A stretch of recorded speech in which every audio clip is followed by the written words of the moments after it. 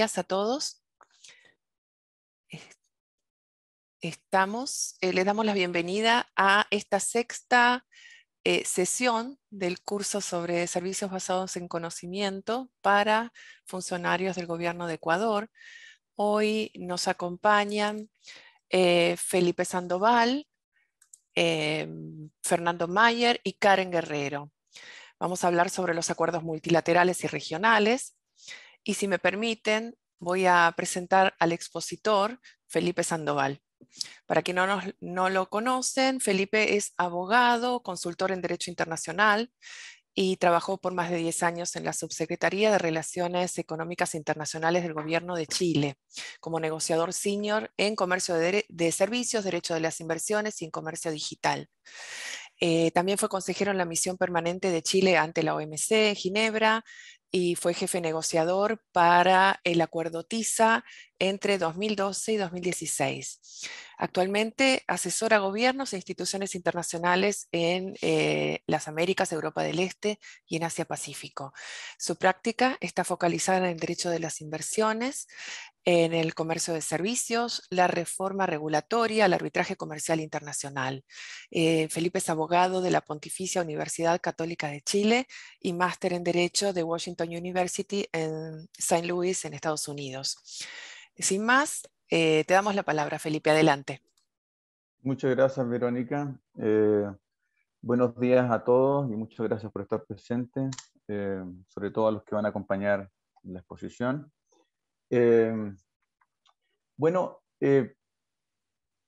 Lo primero que tengo que decir es que de alguna manera hay que sincerar lo que viene hacia adelante. Es decir, la presentación está estructurada como para aguantar o acomodar distintos niveles de conocimiento y por lo tanto me he tomado la libertad de hacer ciertas generalizaciones, pero sin perjuicio de esto, es muy importante también que si alguno de ustedes tuviese una pregunta muy específica o más específica de lo que va a estar en la presentación, siéntanse libres en cualquier momento de levantar la mano y de interrumpir. Yo feliz de que podamos explorar con más profundidad cualquiera de los temas. El objetivo, obviamente, de la presentación es básicamente dibujar o describir las mayores diferencias y coincidencias entre lo que es las negociaciones sobre el comercio de servicios, tanto en el ámbito multilateral como en el ámbito regional. Obviamente que a medida que vamos introduciéndonos en la conversación y en la presentación, estos elementos se van haciendo más claros y obviamente que van a surgir preguntas o comentarios. Entonces, sin darnos tanta vuelta, démosle, como decimos en Chile.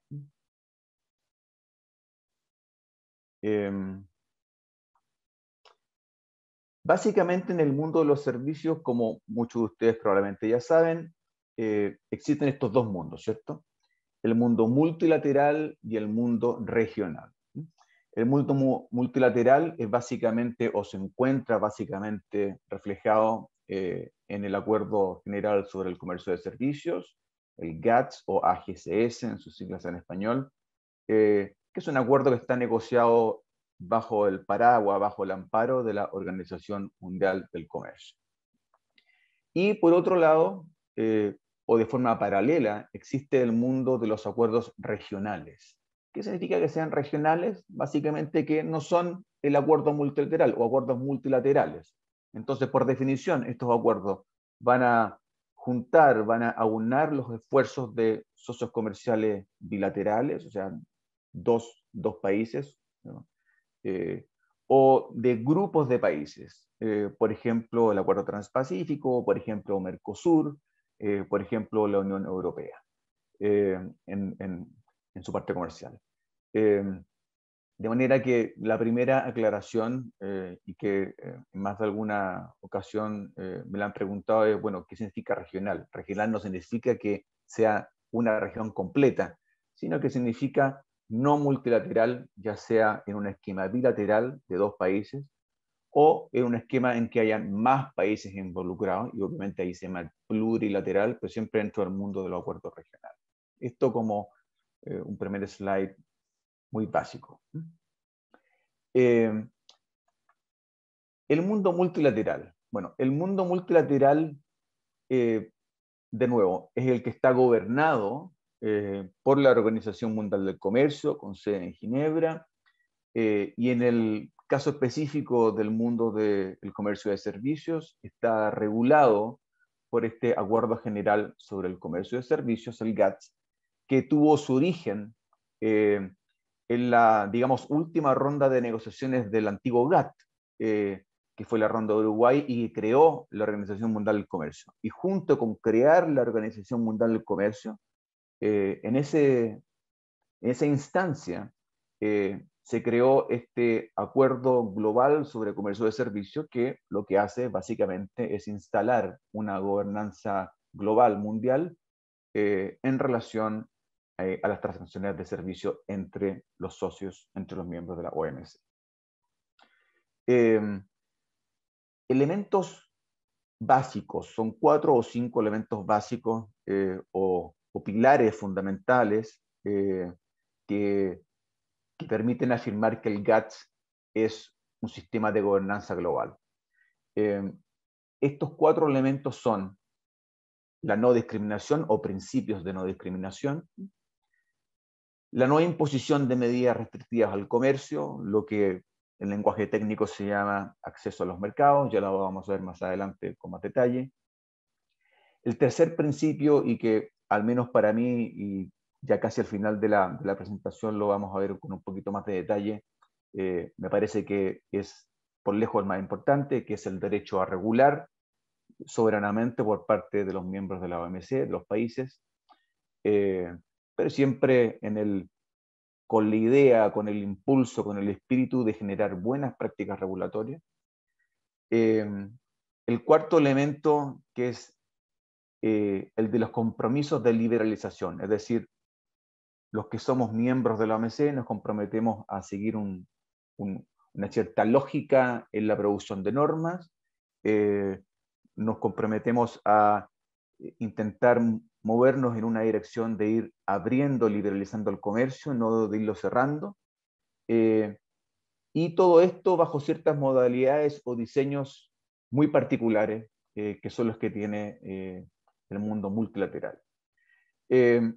Quizás un quinto elemento básico que no está puesto aquí es el de la transparencia. El principio de transparencia es uno que atraviesa horizontalmente no solo al mundo del GATS, de los servicios de la OMC, sino que en general al mundo del comercio internacional reglado, y en particular del sistema multilateral. El principio de transparencia se aplica desde el comercio de los bienes, la propiedad intelectual, servicios, inversiones en servicios, etc. De manera que probablemente sea necesario incluirlo en la lista. Lo que vamos a ver ahora, en este siguiente slide, es básicamente mostrar, quiero asegurarme de que me vea bien, es básicamente mostrar cuáles son las obligaciones o disposiciones del AGCS, del GATS, que se relacionan a cada uno de estos principios fundamentales. Cuando nos referimos a la no discriminación, estamos refiriéndonos básicamente a el trato nacional, es decir, a la obligación de trato nacional y a la obligación de nación más favorecida, que están respectivamente en el artículo 16 y artículo 2 del AGCS. Cuando nos referimos a la no imposición de medidas restrictivas, bueno, estamos hablando básicamente de acceso a los mercados, que es el artículo 17, derecho regular, más conocido como reglamentación nacional o reglamentación doméstica, que es el artículo 6, y en principios de liberalización nos estamos refiriendo a la construcción de compromisos específicos respecto de las obligaciones de trato nacional y de acceso a los mercados. Entonces, Cuando hablamos de no discriminación, de nuevo, nos referimos a trato nacional y a nación más favorecida. ¿Qué significa cada uno de ellos? Dicho en simple, en fácil, trato nacional es no discriminar entre tus nacionales, es decir, servicios y proveedores de servicios domésticos, nacionales, residentes en tu país, y aquellos que están proveyendo servicios desde el extranjero. Reglas iguales para los nacionales y los extranjeros. Y nación más favorecida es un poquito más complejo y trata fundamentalmente de establecer una cancha plana, un tratamiento igualitario entre extranjeros. Es decir, que si existe una restricción, por ejemplo, entre nacionales y extranjeros, ¿no? En que, por ejemplo, se le exige a los proveedores de servicios a los proveedores de servicios de Ecuador en Chile, tener un permiso especial o tener una oficina instalada en Santiago para poder proveer servicios legales, que esa limitación, que si bien viola trato nacional, pero que sea la misma para todos los extranjeros. Es decir, esa restricción se le aplica a Ecuador y se le aplica a todo el resto del mundo, no solo a Ecuador. Chile debe aplicarla a Ecuador y al resto del mundo por igual. En cuanto a la no imposición de medidas restrictivas o el análisis en realidad de la obligación de acceso a los mercados, que está contenida en el artículo 17 de la AGCS, esta es una obligación sobre la cual siempre se conversa mucho porque cubre muchos aspectos o muchas posibles herramientas de política regulatoria. De hecho, cubre dos mundos: el mundo de las restricciones cuantitativas, que son las 4 primeras que están señaladas en el slide, y de restricciones que tienen que ver con utilizar un modo específico de forma jurídica. Por ejemplo, en el mundo de los servicios financieros es muy habitual que los bancos, por ejemplo, tengan que ser sociedades anónimas abiertas, es decir, que se transan en bolsa y que por lo tanto están sujetas a la superintendencia del órgano regulatorio nacional. O también otro tipo de restricción no cuantitativa es el límite a la participación del capital extranjero. De nuevo, el mundo de los servicios financieros, no en todos los países, pero es uno de los que generalmente exige esto, o que pone un límite, un techo, por lo general del 49% o del 50% a la participación de capital extranjero en una empresa que presta servicio en tu territorio. Y el otro tipo de limitaciones que componen esta obligación de acceso a los mercados tienen que ver con la imposición de límites numéricos, de cantidades. Por eso se habla de restricciones cuantitativas. Por ejemplo, límites al número de proveedores. Yo siempre hablo de este tipo de restricción porque en Chile algo que le llama mucho la atención a los extranjeros, y no solo a los extranjeros en realidad, es el número de farmacias que hay, ¿no? O de boticas, ¿no? En Chile no hay ningún tipo de limitación al número de farmacias que pueden existir en un determinado lugar. Y por lo tanto, no hay una violación, no hay un conflicto, una fricción con esta limitación al número de proveedores de servicios. Pero hay muchos países, y en realidad diría yo la mayoría de los países, han instalado regulaciones que van poniendo límites, que van fijando cupos al número de proveedores de servicios en un determinado lugar o bajo determinadas circunstancias. Por ejemplo, en el caso de la farmacia, en que no necesariamente, en que puede haber un límite al máximo de farmacias que puedan haber en una municipalidad o en un cierto territorio. Y eso obviamente es parte del derecho a regular que tienen los países, pero en el mundo de la OMC estas cosas hay que explicitarlas, hay que mostrarlas al resto del mundo, hay que transparentarlas. Eso es lo más importante.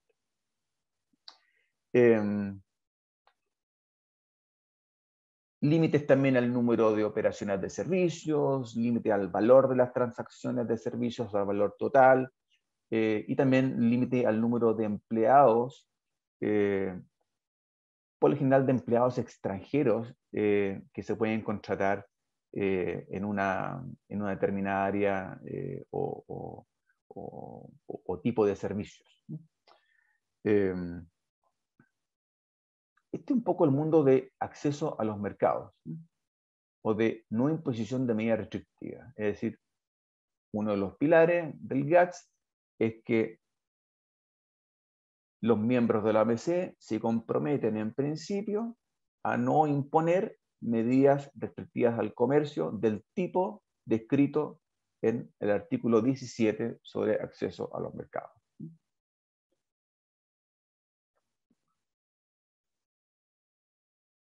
Un momento, quiero chequear porque hay unos comentarios en el chat. Perfecto. No hay ninguna pregunta por ahora. El tercer elemento fundamental es el que tiene que ver con el derecho a regular. Y este derecho a regular, que obviamente es una extensión o una expresión, una manifestación de la soberanía que todos los países tienen, y en particular de la soberanía regulatoria, está recogido, está reconocido y está de alguna manera promovido bajo el artículo de la GCS llamado Reglamentación Nacional, que es el artículo 6, el famoso artículo 6. Aquí básicamente lo que hace el sistema multilateral global de la OMC es, de nuevo, reconocer el derecho soberano a regular la actividad económica. Sería absurdo que un acuerdo multilateral o que cualquier acuerdo de tipo comercial no reconociera esta realidad que es tan total, que es tan fuerte, que es tan obvia, y es que los países tienen el derecho, y yo agregaría aún más, diría la obligación, el deber, de regular la actividad económica de manera que los servicios que se presten sean de la máxima calidad, de manera que los precios sean lo más convenientes, que exista un ambiente competitivo y que por tanto la economía de mercado o basada en el mercado funcione y sea capaz de entregar los bienes que promete, y no menos que eso. Ahora, este reconocimiento en el sistema de la OMC no es un reconocimiento abierto o sin título, sin apellido. Es un reconocimiento de la necesidad de regular, pero la construcción y la aplicación y la administración de esta normativa debe ser razonable, transparente, imparcial y objetiva. Dicho en fácil, bienvenida a la regulación económica, pero que se haga siempre de una manera en que las regulaciones no sean más gravosas de lo necesario para asegurar la calidad de los servicios que se están suministrando. Es decir, regulación inteligente, regulación efectiva. Entre paréntesis, incluyó la referencia a licencia, calificaciones y los estándares técnicos, porque ese es un submundo importante dentro de la reglamentación nacional, porque obviamente está muy relacionada al otorgamiento de permisos, de licencias, a los procesos relacionados a las licencias, a los requisitos que se pueden pedir para que una persona, por ejemplo, un abogado como yo, pueda proveer servicios en el Ecuador. El cuarto principio es el que tiene que ver con la liberalización comercial y que en particular en el mundo de la Organización Mundial del Comercio y en el del GATS se ve reflejado en la forma de compromisos específicos. Y para poder explicarlo con con la máxima sencillez y la máxima claridad al mismo tiempo, lo primero que hay que mencionar es que en el mundo multilateral, los compromisos de liberalización comercial en materia de servicios han adoptado una modalidad denominada listas positivas. ¿Qué significa esto de listas positivas para hacer compromisos específicos en comercio de servicios? Lo más importante es entender que en esta lista cada país va a reflejar exactamente qué es lo que quiere liberalizar. Entonces, en principio, nada está liberalizado a menos que se explicite, a menos que se escriba, que se ponga por escrito. Y esa es la lógica. Lo que no está en la lista no está liberalizado. Solo está liberalizado lo que está en la lista y en los términos y condiciones en que se pone en la lista. El mundo o el universo posible de compromisos específicos está determinado por la cantidad de sectores de servicio o el tamaño del mundo de los servicios. Que en el caso de OMC es básicamente 12 grandes sectores de servicio, que es lo mismo que en el mundo de los bienes, tienen un código, es como una partida, y dentro de ese código hay subcódigos o subpartidas. Entonces son 12 grandes sectores de servicio que a su vez están divididos en un total aproximado de 153 subsectores, si no me equivoco. ¿Dónde se puede encontrar esta información? En un documento que se llama CPC o Clasificación Central de Productos porque la primera parte de este libro grueso se refiere básicamente al comercio de mercancías y la segunda parte se refiere al mundo de los servicios. Entonces, en este tremendo universo de 153 subsectores o sectores pequeños de servicio, las partes de la OMC, los miembros de la OMC van a tomar compromisos específicos, es decir, van a mencionar en qué y cómo quieren comprometerse, y lo van a hacer en relación a dos tipos de obligaciones. A la obligación de trato nacional, que es el artículo 16, y acceso a los mercados, el artículo 17, los que recién revisamos rápidamente. Es decir, se van a adoptar compromisos por sector, uno de los 12 grandes, por subsector, uno o más de los 153, por modo de prestación, para los que ya están familiarizados con lo que son los modos de prestación de comercio de servicios, 1, 2, 3 y 4,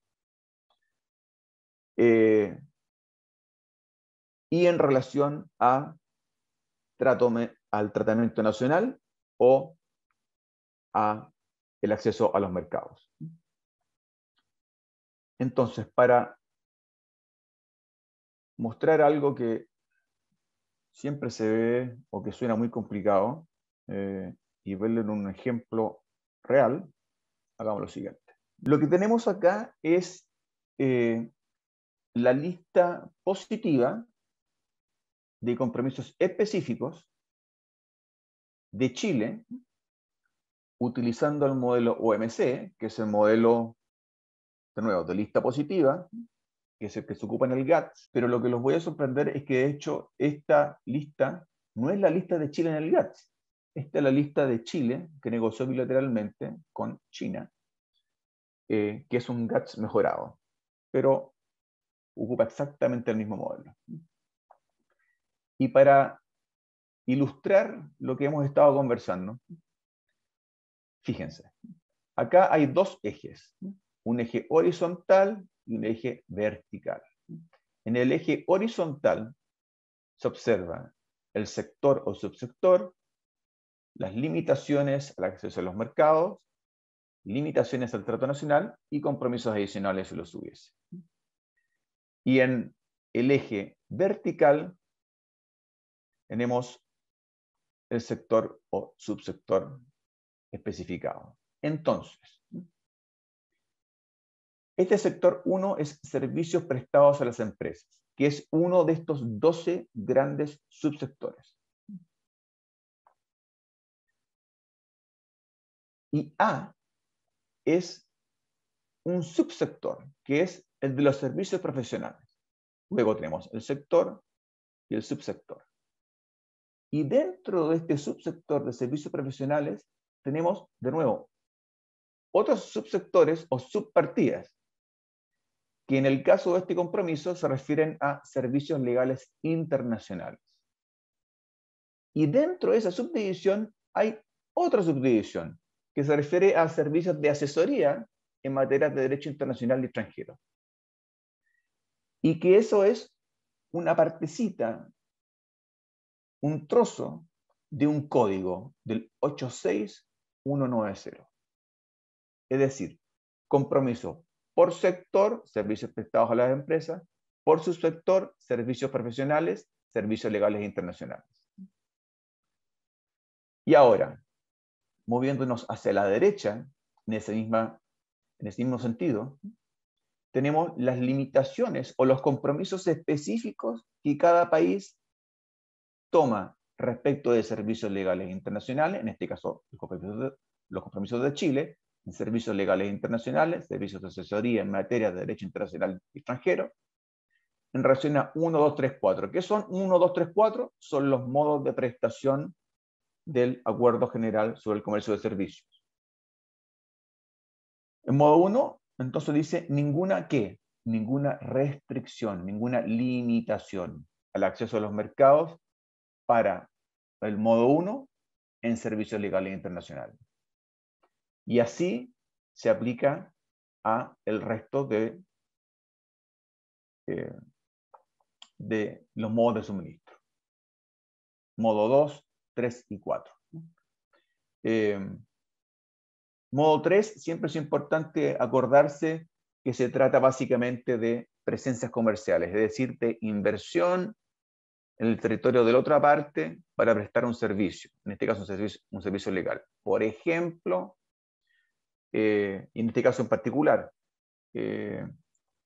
que una empresa china o un inversionista chino pueda establecer una oficina de servicios legales sobre servicios de asesoría en materia de derecho internacional extranjero en Chile.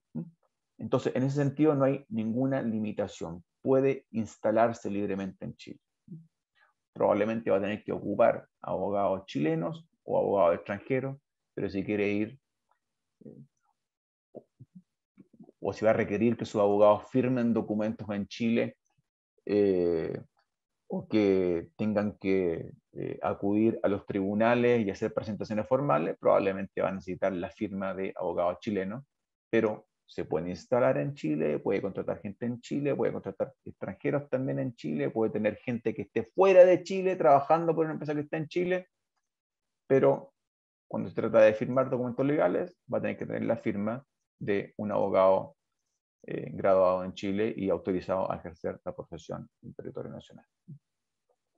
Entonces, esta es la lógica de la lista positiva. Lo mismo obviamente aplica respecto del tratamiento nacional, pero creo que no es necesario repetir el mismo ejercicio porque se entiende la lógica. La lógica es, de nuevo, servicio, sector, subsector, lo más específico posible, y luego compromisos, es decir, señalamiento, indicación de posibles limitaciones en el mundo de acceso a los mercados y de trato nacional. ¿Y cómo se hace esto? Modo por modo. Es decir, la lista positiva tiene ventajas que son muy evidentes. El nivel de especificidad o de certeza respecto de exactamente cuál es el contenido de compromiso para un sector o subsector en particular y en relación a cada cual de los modos de suministro. Esto lo que tiene es que otorga una inmensa flexibilidad que permite acomodar al mundo entero, básicamente, porque la OMC incluye en teoría o o casi al mundo entero. Y obviamente que los niveles de desarrollo, de sofisticación regulatoria, normativa, entre países varía. Y los sistemas económicos también tienen ciertas variaciones, algunos más abiertos, otros más cerrados, unos más liberales, otros menos. Y por tanto el mundo multilateral tiene que ser capaz de ir acomodando a todos por igual, o de al menos entregar la posibilidad de unirse al club OMC en condiciones relativamente compartidas con el resto del mundo, pero que al mismo tiempo vayan reconociendo la realidad nacional, las limitaciones y las posibilidades de cada uno. Entonces, mucha especificidad y mucha flexibilidad, porque finalmente no hay dos listas de compromisos específicos idénticas entre miembros de la OMC, porque cada cual la va acomodando a su realidad particular. Y las desventajas también son bastante evidentes. La complejidad. La complejidad en la construcción de una lista positiva. Yo de esto puedo dar fe directa, porque durante los años que trabajé en la Cancillería en Chile, me tocó trabajar en ambos. O sea, muchas veces tuve que hacer listas positivas y también tuve que hacer listas negativas y listas híbridas. Y puedo decir que, si bien, claro, existe la ventaja de la especificidad y del acomodamiento, de la flexibilidad, pero es más fácil equivocarse en la construcción de una lista positiva en contraste con una lista negativa, como lo vamos a ver más adelante. Y la otra desventaja evidente es que, como solo se compromete a aquello que se explicita, van quedando zonas opacas u oscuras del mundo regulatorio para uno o más servicios que simplemente no están reflejadas en el acuerdo. Y no están reflejados porque no se tomaran compromisos o se tomaran compromisos de manera muy parcial. Entonces, todo lo que no está comprometido en realidad no hay que mencionarlo. Pero eso no significa que no existan negocios transnacionales, transfronterizos, en esas partes o elementos o subsectores de servicios que no estén comprometidos. Una cosa es que exista una preferencia o una consolidación de un régimen regulatorio existente, pero eso no significa que en las áreas en que no se toma un compromiso no estén sucediendo cosas. No quiere decir que los empresarios no estén haciendo negocio. No quiere decir que no estemos comprando de nuestra casa servicios que están en el extranjero, que se están proveyendo por el extranjero, aunque estos no estén comprometidos.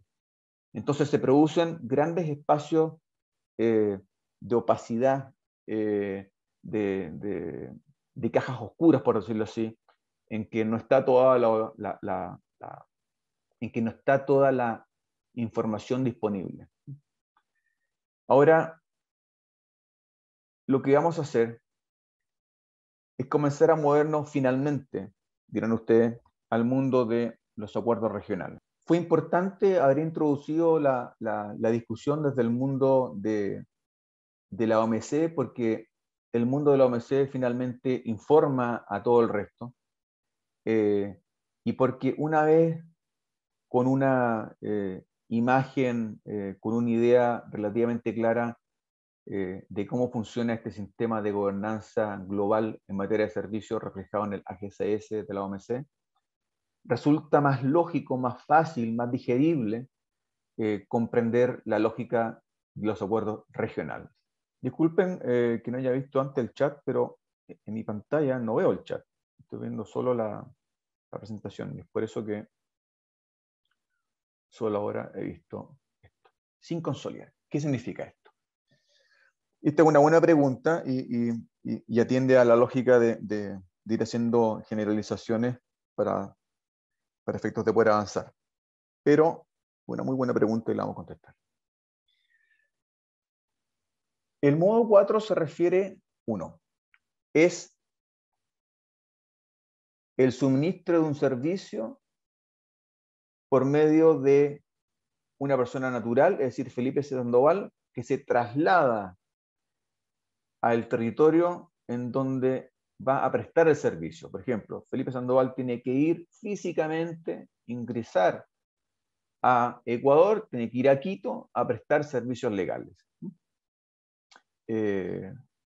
No lo hace desde su casa como hoy, sino que tengo que ir a Quito.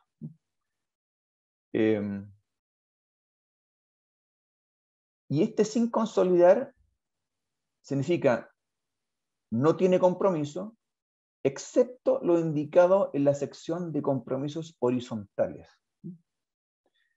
Y estos compromisos horizontales son compromisos específicos, pero que no se aplican solo sobre un sector de servicios, sino que se aplican horizontalmente para todos los sectores de servicios que están en una lista. Entonces, por ejemplo,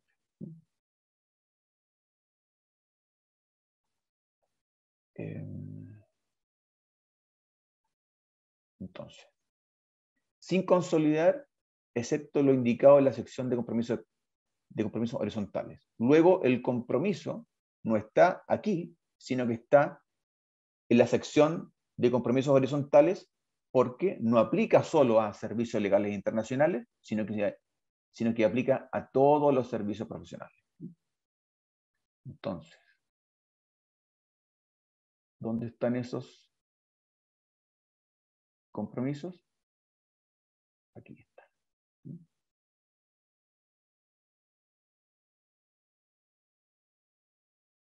Bueno, podemos mostrar acá. ¿Cuáles son los compromisos horizontales en materia de modo 4? Son los que se refieren al acceso temporal al territorio de una parte bajo ciertas condiciones para poder prestar un servicio directamente como persona natural, como persona física. Entonces, lo que se negocia son categorías de personas naturales que pueden trasladarse bajo ciertas condiciones preferenciales a prestar los servicios en el territorio donde está el consumidor. Tienen que desplazarse físicamente. Yo tengo que salir de Santiago de Chile, tomarme un avión e ingresar al territorio del Ecuador y prestar el servicio legal en el Ecuador, bajo algunas de las modalidades específicas que se describen en la sección de compromisos horizontales. ¿Y cuáles son esas modalidades específicas? Son básicamente las categorías de personas naturales que pueden prestar esos servicios. Entonces están los visitantes de negocio, las transferencias intracorporativas, los profesionales técnicos independientes, y en el caso de un abogado,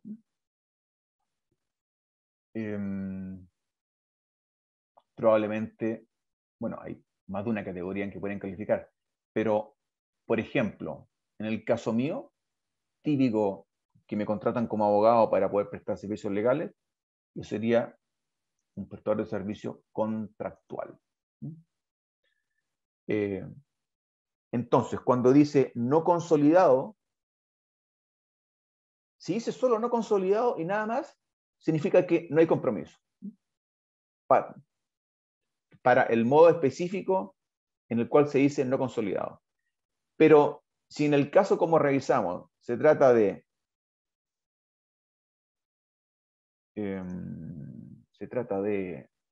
no consolidado, excepto lo indicado en la sección horizontal, quiere decir que el compromiso específico está, de nuevo, en la sección horizontal, es decir, al principio de la lista, y que aplica no solo a ese sector en particular, sino que aplica horizontalmente al resto de los sectores de servicio que se incluyen en la lista. Espero haber sido lo más claro posible en esa respuesta. Si no, por favor, póngalo en el chat y voy a dar cuenta de inmediato. A ver. De nada, Germán. Perfecto.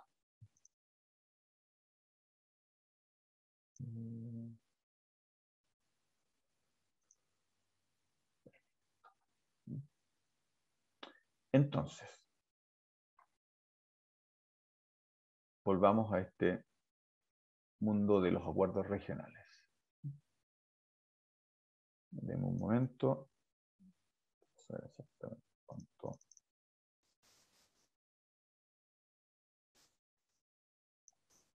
¿Cuánto delante vamos? Estamos ya más allá de la mitad de la presentación, para que sepan. Entonces, acuerdos regionales. Siguen básicamente dos diseños. Uno puede ser el diseño OMC, que es el que explicamos recién, o el modelo NAFTA o USMCA, ahora que tiene este nombre nuevo, pero es básicamente el acuerdo NAFTA, México, Estados Unidos, Canadá. ¿Y qué es lo que distingue a estos dos modelos?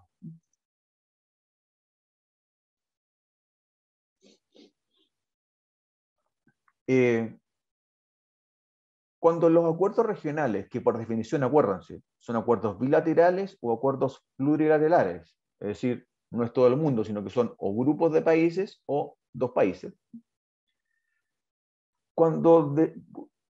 Y esto no, es una generalización, pero es una generalización que tiene sentido.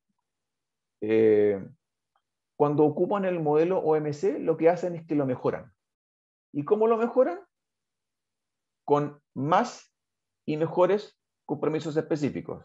Es decir, incluyen a más de estos 12 grandes sectores, incluyen a más de estos 153 subsectores y toman más compromisos específicos. Es decir, menos limitaciones para cada uno de esos servicios y en cada uno de los modos de prestación. Es decir, un modelo OMC mejorado. Pero básicamente eso, mejorar el diseño OMC, ocupar la misma lógica y mejorarla. Eso es lo que recién revisamos. En el caso de la negociación entre Chile y China, ocupamos el mismo modelo OMC, pero lo mejoramos. Sobre todo Chile, que tiene una lista OMC, si ustedes alguna vez la han revisado, bastante malita, y hemos sido un poco flojos en realidad en mejorarlo. Y esto lo puedo decir ahora con completa libertad, ya que no trabajo en el gobierno. No creo que haya mucho sentido de mantenerla como está, deberá ser actualizada al estándar que Chile ha negociado acuerdos regionales. No nos costaría nada, tenemos varios acuerdos en materia de servicio con lista positiva, por ejemplo Chile-Mercosur, por ejemplo Chile-China, Chile-Unión Europea, en que no costaría mucho en realidad reflejar ese estándar mucho más alto, más ambicioso y de alguna manera también más generoso y honesto con el resto del mundo. Y creo que es una tarea pendiente. Y ustedes como negociadores del gobierno del Ecuador deberán poner presión, deberán insistir en que Chile haga eso. Dejada esa nota, sigamos. Bueno, el segundo diseño que obviamente se utiliza es el de NAFTA USMCA. Esta lógica de la lista negativa, esta lógica del comercio transfronterizo de servicios.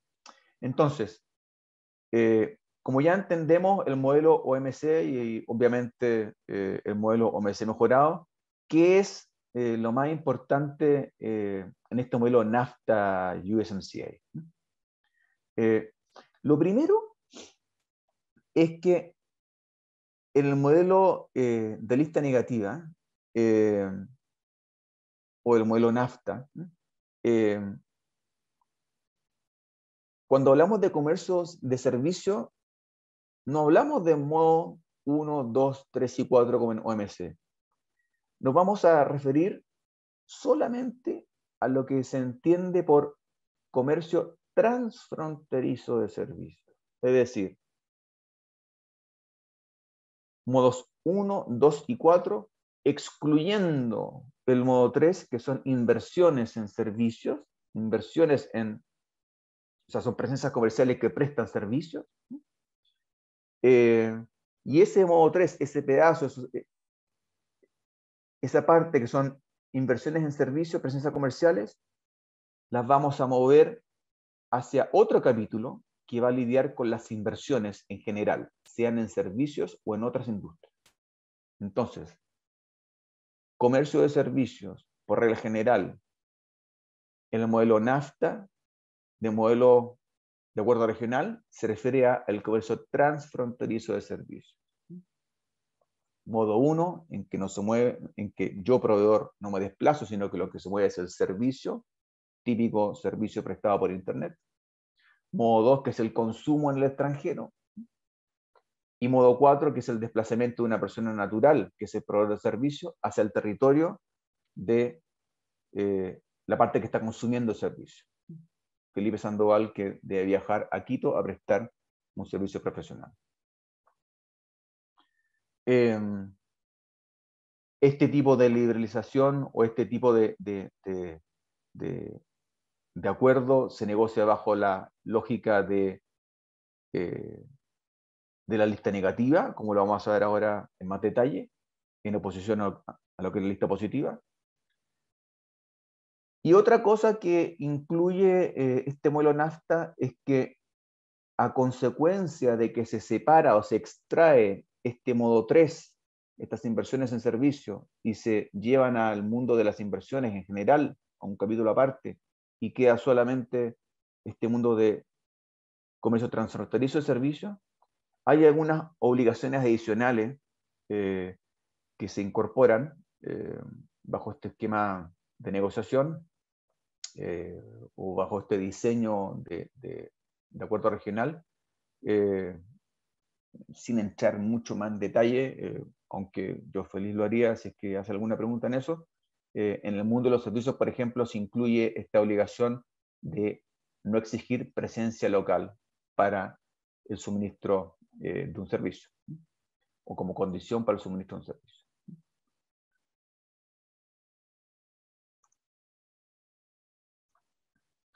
Entonces, en este modelo NAFTA, ¿qué es lo más importante en contraste a el diseño OMC multilateral? Uno, que el ámbito de aplicación y el esquema, o sea, el ámbito de aplicación y el esquema de liberalización son distintos. ¿Por qué? Porque el ámbito de aplicación en el mundo de los servicios es, por decirlo así, más acotado, no incluye a las inversiones en servicios. Esas quedan comprendidas o abarcadas en otro capítulo, que es el capítulo sobre inversiones. Y la segunda gran diferencia es el esquema de liberalización.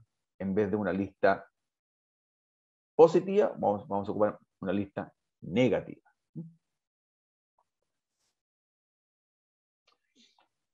Entonces, y antes de ver un ejemplo concreto de una lista negativa, la teoría de la lista negativa, ¿cuál es? El principio fundamental es que todo está liberalizado, todo, a menos que se especifique que no. ¿Qué es lo que se especifica que no está comprometido? Medidas. Medidas que estén en disconformidad, es decir, que en contradicción o que haya fricción con las obligaciones del acuerdo, con las disciplinas que se negocian bajo este acuerdo de servicio. ¿Qué son las medidas? Las medidas, en el fondo, pueden ser cualquier cosa. Leyes, regulaciones, decretos, prácticas administrativas, estén o no establecidas, o sea, estén o no por escrito. Cualquier acción, cualquier medida en el sentido más amplio que entre en contradicción o que sea violatoria de alguno de los principios o de alguna de las obligaciones que se negocian en este acuerdo de servicio. ¿Cómo se construye en teoría una lista negativa? Bueno, hay que mencionar, al igual que la lista positiva, el sector y el subsector.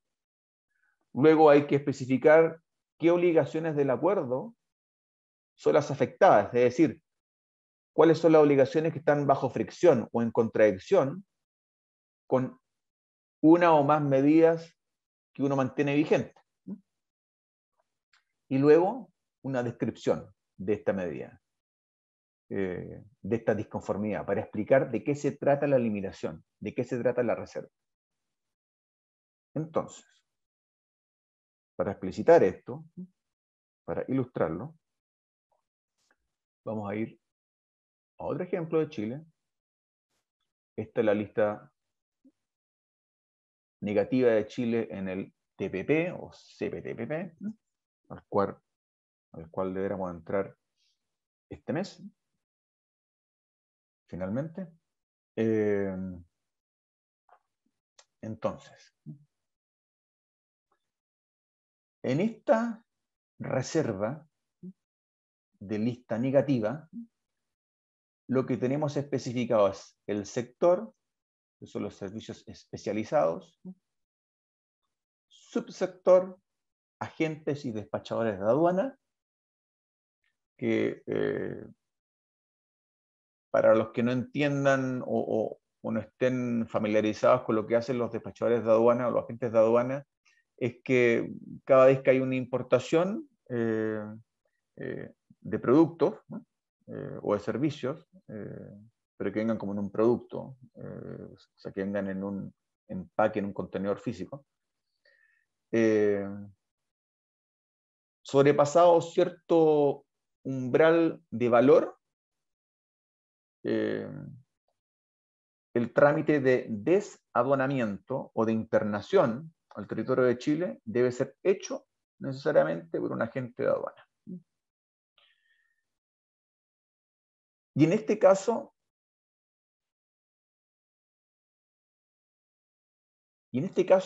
de este servicio que prestan los agentes de aduana,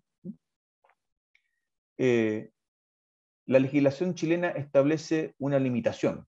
Es decir, no cualquier persona puede ser agente de aduana en Chile. ¿En qué consiste esa limitación? En que solo las personas naturales chilenas con residencia en Chile pueden suministrar servicios de agentes o despachadores de aduana. Entonces, vamos revisando elemento por elemento de esta reserva negativa. Reserva de lista negativa. En la izquierda, en negritas, ustedes ven los elementos o secciones o partes, los componentes de esta lista negativa, de esta reserva en particular. Entonces, se debe mencionar de nuevo el sector, que son servicios especializados, el subsector, que son agentes y despachadores de aduana, las obligaciones afectadas, es decir, las obligaciones que de alguna manera que entran en contradicciones, que están siendo en principio violadas por la medida. Trato nacional, que es el artículo 10.3, en este acuerdo de servicio, dentro del marco del TPP, y la presencia local. ¿Por qué presencia local? Porque se le exige tener una presencia en el territorio de Chile, sea a través de una agencia, de una oficina, de un establecimiento, de una persona, como condición para poder suministrar el servicio en Chile. Nivel de gobierno, esto es interesante porque, y sobre todo, bueno, esto es un buen tip, una buena indicación, consejo para cuando uno negocia con países que tienen sistemas federales. Por ejemplo, Brasil, que tiene un gobierno central y tiene gobiernos regionales que son como pequeños países. Lo mismo sucede en Canadá, lo mismo sucede en Estados Unidos, en Australia, sí, hasta este punto también sucede lo mismo, en que es importante saber si la medida que está siendo reservada es una medida que proviene del gobierno regional y que aplica solo para esa región o ese territorio, o es una medida de carácter central y que por lo tanto aplica para todo el territorio nacional. En los países como Chile y Ecuador, que sin perjuicio de que existan reparticiones, territorios, regiones o como se llame, pero son básicamente administraciones unitarias, donde las normas las dicta el Congreso y por regla general aplican a todo el país.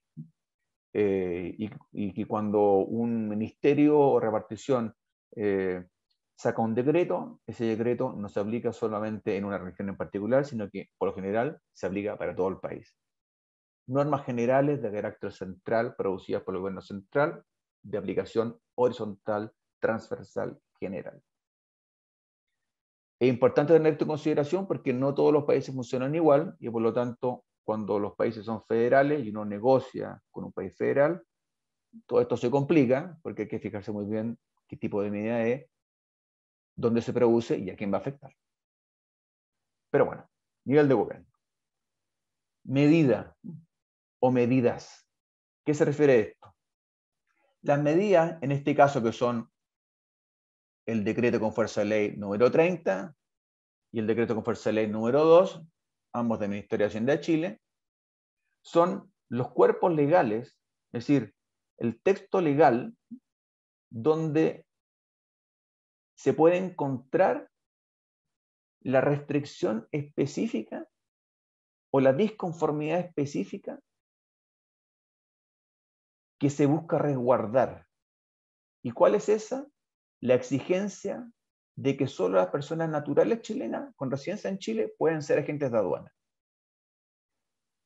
El objetivo de señalar la medida y dar una descripción es que si no estuviera alguna de estas, o si estuviera incompleta,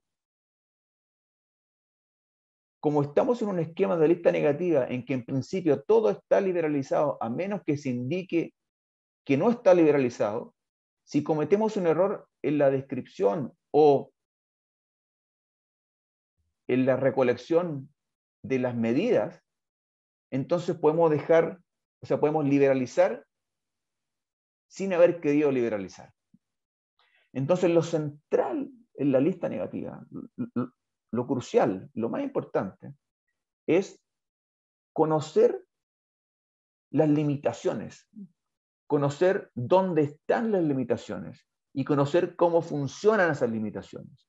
Y finalmente, este diseño de 6 elementos, lista negativa, reserva negativa, lo que busca es eso, busca resguardar una o más medidas que van en contradicción con una o más disposiciones del acuerdo, pero para hacerlo hay que conocer qué medida es, dónde está la medida y cómo funciona la medida. Y dentro de todas esas cosas, la más importante es identificar el cuerpo legal donde esta disconformidad se encuentra. Es decir, en este caso, estos dos decretos con fuerza de ley, el número 30 y el número 2 del Ministerio de Hacienda. Eso es muy importante, es fundamental. Entonces,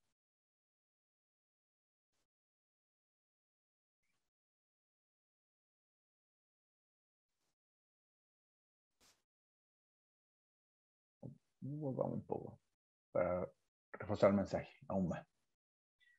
Calidad de la información. La calidad de la información, como ustedes pudieron ver, es central, es esencial, es crucial en la construcción de una lista negativa.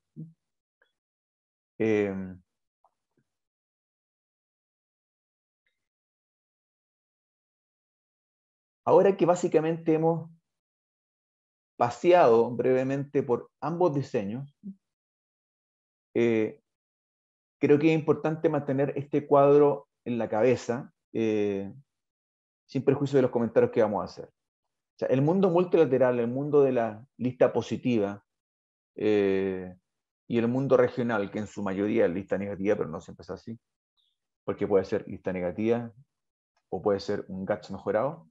Pero estos dos mundos tienen pros, o sea, tienen cosas buenas o mejores y cosas peores o más malas, menos convenientes, más complicadas. El mundo multilateral, obviamente que tiene la belleza de acomodar al mundo entero, o en teoría de poder acomodar al mundo entero, y por tanto tiene una participación muy grande, o sea, estamos hablando, no sé, son más de 150 miembros, 154 si no me equivoco. versus el mundo regional, que es por definición un mundo más pequeño, porque son acuerdos entre dos o entre varios. El mundo multilateral, claro, es ambicioso en términos horizontales porque agrupa o es capaz de invitar, de acoger a la inmensa mayoría del mundo, pero para poder hacer esto necesita mucha más flexibilidad, necesita más tolerancia, más espacio a regímenes regulatorios distintos, unos mucho más liberalizados que otros. Luego, el nivel de ambición general, el piso, es bastante más laxo, es menos exigente. Entonces hay mayor participación, es decir, hay una ambición horizontal, el número mayor en relación al mundo regional, pero el nivel de ambición en términos de profundidad del acuerdo, de complejidad, es menor, en contradicción a o en contraste a lo que es el mundo regional, donde se pueden tomar más acuerdos, o sea, más compromisos en más sectores, con mayor profundidad. La tercera gran diferencia, claro, el mundo multilateral, por lo mismo, es más flexible, porque en su diseño de lista positiva existen listas muy buenas y listas mucho menos buenas en el mundo de OMC. Probablemente una muy buena lista sea, bueno, de hecho una muy buena lista es la de China, Argentina tiene una muy buena lista en OMC también, Estados Unidos tiene una muy buena lista en OMC desde el principio, igual que Canadá, eh, pero hay listas como la de Chile, que son listas pobres, básicas, que se hicieron hace, bueno, hace más de 20 años atrás, y que no han sido actualizadas. Entonces, uno mira la lista de Chile en OMC, después mira lo que hace Chile con China, o lo que ha hecho Chile en el TPP, o lo que ha hecho Chile y Ecuador, o lo que ha hecho Chile con Mercosur, y obviamente que la diferencia es abismal. El cuarto elemento es que el mundo de los servicios en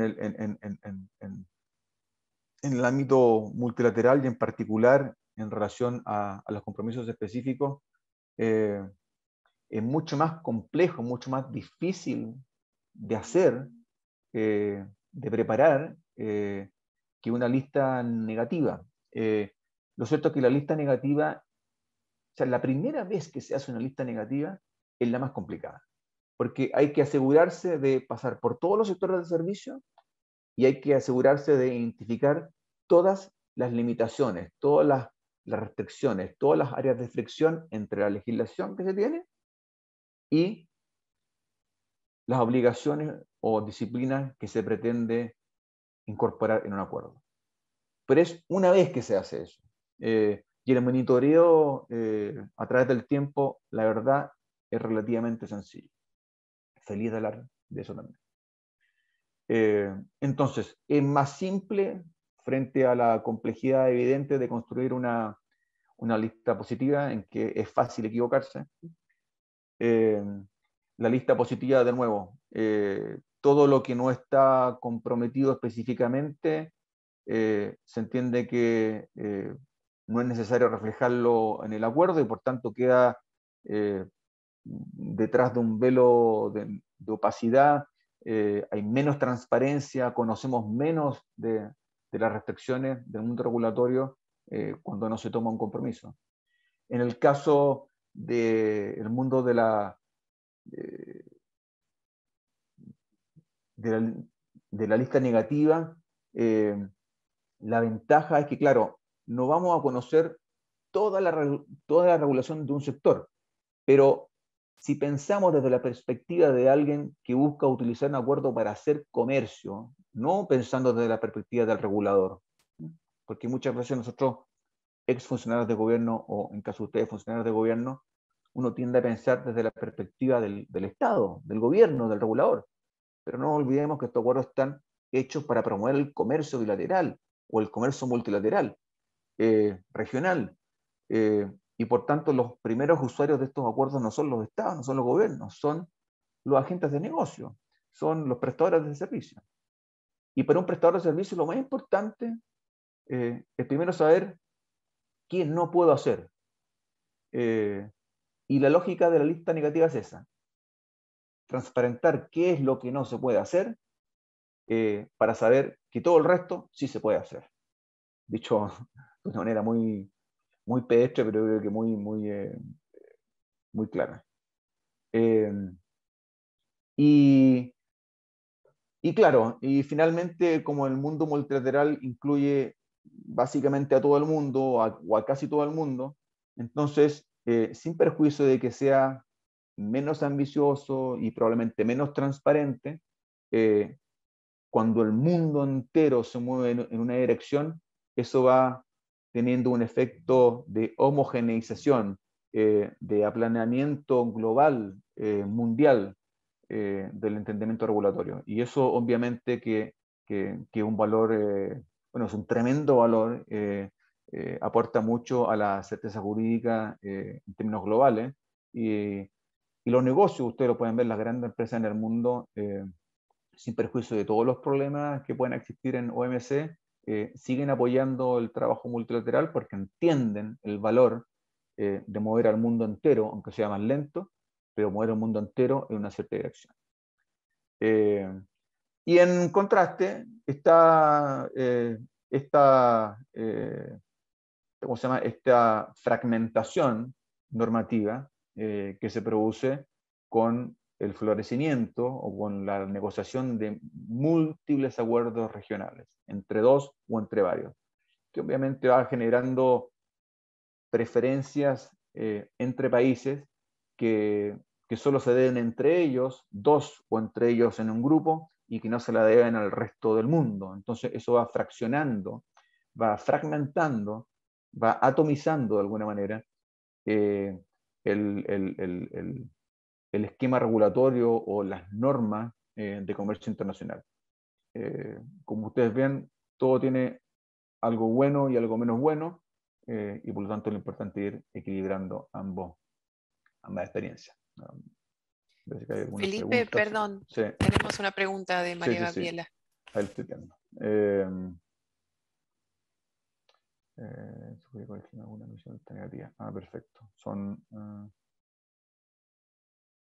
Perfecto. Se podría corregir alguna emisión en lista negativa. A ver, me voy a poner en el caso en que negociaba un acuerdo,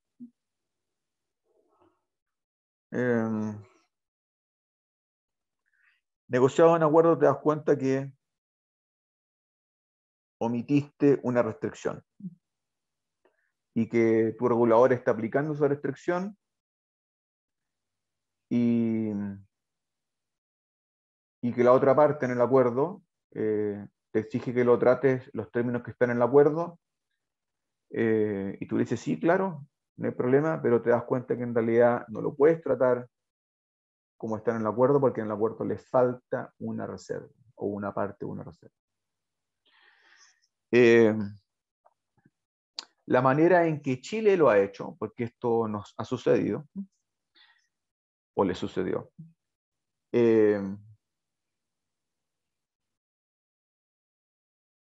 a ver, desde lo básico, y lo voy a contar exactamente cómo sucedió. Lo primero es apelar a la buena fe de la otra parte. Y aceptar obviamente que se cometió un error. Ahora, es muy importante para en el fondo poder sustentar la posición o defender la posición de una omisión inintencionada o no intencionada, poder darle algún tipo de sustento a esto. Y la forma en que nosotros lo hemos hecho es que cuando ha sucedido algún tipo de errores, por lo general ese error está, esa omisión está en un acuerdo en específico, pero no en otros anteriores. Entonces lo más evidente, el primer paso es mostrar a este socio comercial que esa limitación en realidad existe en todos los otros acuerdos. O sea, tú la listaste en otros acuerdos precedentes. Eso diría que lo más importante, mostrar que está en otros y que no está en este, y que no está en este por un error.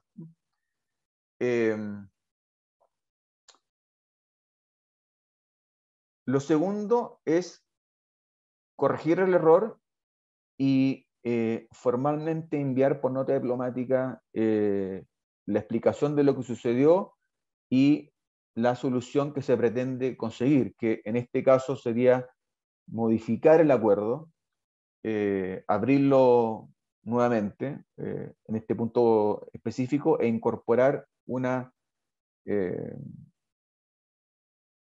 nueva reserva o mejorar una reserva existente. Ahora, los acuerdos por lo general no incorporan un mecanismo especial para modificar compromisos. En el caso de OMC es distinto, quizás también estés pensando en esto, Gabriela. Uno en OMC puede modificar compromisos específicos, pero si uno los hace mejor, entonces simplemente los notifica a la Secretaría y se incorporan automáticamente en tu lista de compromisos, pero hay veces que uno quiere retirar compromisos y tú lo puedes hacer, pero tenés que hacerlo en consulta con los otros miembros, es decir, eventualmente tenés que compensar por, por los compromisos que vas a retirar. La misma lógica aplica en una negociación bilateral o en una negociación de más partes, plurilateral. Si vas a retirar compromisos, porque en la práctica, si te falta, o sea, si hay un vacío en una lista negativa, lo que estás haciendo es retirar compromisos, vas a tener que compensar de alguna manera. Aunque no esté escrito, pero es, y en la experiencia personal, es difícil, es muy difícil poder retirar un compromiso ex post y esperar que no haya ninguna repercusión. Ahora, dicho todo esto, aunque suene complicado, porque no hay un mecanismo específico para poder retirar compromisos, además que la lógica de la lista negativa es justamente la contraria, es decir, lo que no está listado está liberalizado, list or lose, dicen los americanos, o sea, lo listas o lo pierdes. Pero también está la realidad o sea, la realidad regulatoria, en que si hay una medida restrictiva que se aplica, porque se ha aplicado, se sigue aplicando y se va a seguir aplicando en el futuro, pedirle a un país que simplemente lo olvide, no es realista. Y tampoco es realista asumir que este retiro de compromiso o modificación de una, eh, de una, de una restricción va a ser gratis.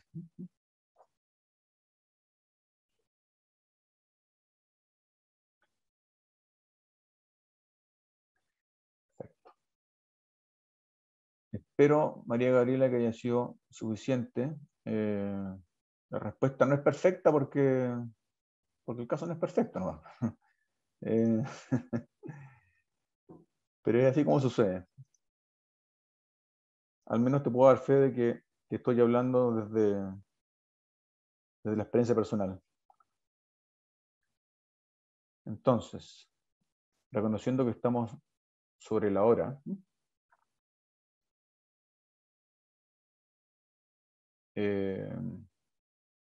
y nos quedan todavía creo que unas 2 o 3 slides. Nos quedan 2 slides. Ya. Entonces, estas últimas 3 slides las podemos pasar relativamente rápido, pero son importantes. Frente a la pregunta si acuerdos sobre comercio de servicio o capítulos específicos sobre comercio de servicio deben o pueden ser negociados de manera aislada del resto de los otros temas comerciales? Bueno, obviamente que pueden ser negociados de manera aislada y sin incorporar o sin estar conectados a otras áreas de servicio, tales como la inversión, el comercio digital, el reconocimiento mutuo, los procedimientos aduaneros, es decir, el mundo de los servicios con el mundo de los bienes, el mundo de las inversiones, el mundo de CPS, etcétera, etcétera, de las compras públicas. Se puede en teoría, pero de nuevo, hay que pensar no solo como regulador o como negociador comercial o como Estado, como gobierno, hay que pensar siempre, ponerse en el lugar de los operadores de servicio. Y lo cierto es que las transacciones comerciales en el mundo, sin perjuicio de todas estas divisiones intelectuales que nosotros hacemos entre servicio, inversión, propiedad intelectual, etcétera, etcétera, en la práctica, todas estas cosas se dan de manera simultánea.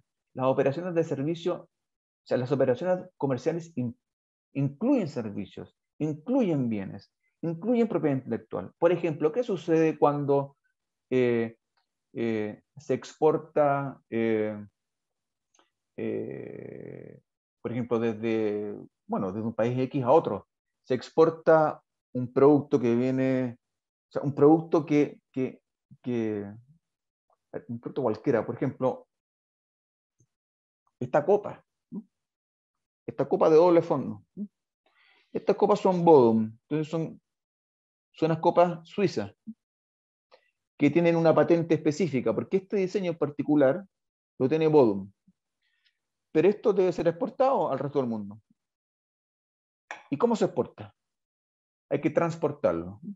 Servicio. Servicio para poder exportar una mercancía. Y una mercancía que por su diseño industrial tiene una patente, o más de una patente. Entonces, en la venta de una tasa Bodum hay muchos elementos, muchas partes del comercio internacional que interactúan y que están juntas, que se dan de manera simultánea. Bienes, servicios, inversiones, propiedad intelectual, etcétera, etcétera. Entonces, por eso es que obviamente es más conveniente negociar acuerdos de servicio en tándem o en combinación o paralelamente a otras áreas del comercio internacional, porque finalmente lo que importa es que el acuerdo, este conjunto normativo, esta gobernanza en materia comercial sea coherente, tenga sentido. Entonces es mucho más fácil lograr esa coherencia cuando se negocia todo o varias áreas del comercio de manera paralela, simultánea, que cuando se hacen en distintos momentos del tiempo. Esa también es una lección que nosotros chilenos hemos aprendido. Es mucho más difícil negociar acuerdos adicionales en el futuro, porque hay que empezar a revisar lo que se hizo antes, que sea compatible, que sea coherente, que no genere problemas hacer lo que se negoció atrás. Y obviamente que eso requiere más personal, más dinero, más tiempo y es de alguna manera bastante menos eficiente.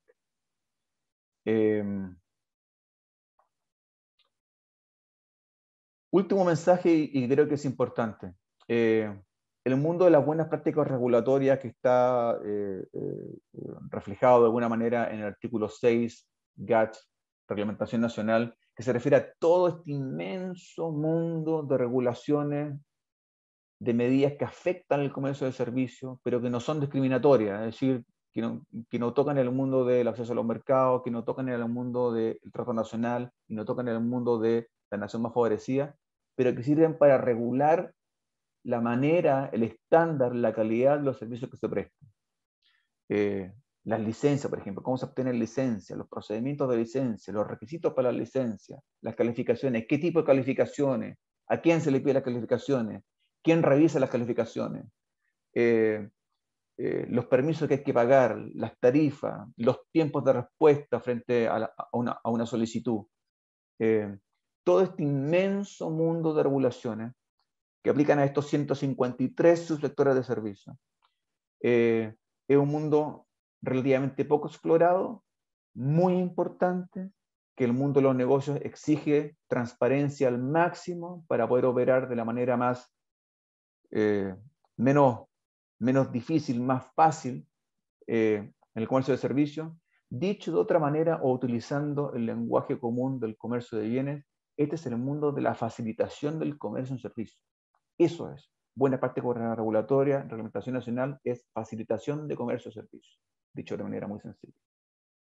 Y aquí hay dos estándares o dos íconos en el mundo en general de las negociaciones comerciales, el estándar que está en el USMCA y en el CPTPP. En el TPP vayan al capítulo 25 sobre coherencia regulatoria y USMCA es el capítulo 28 sobre buenas prácticas regulatorias.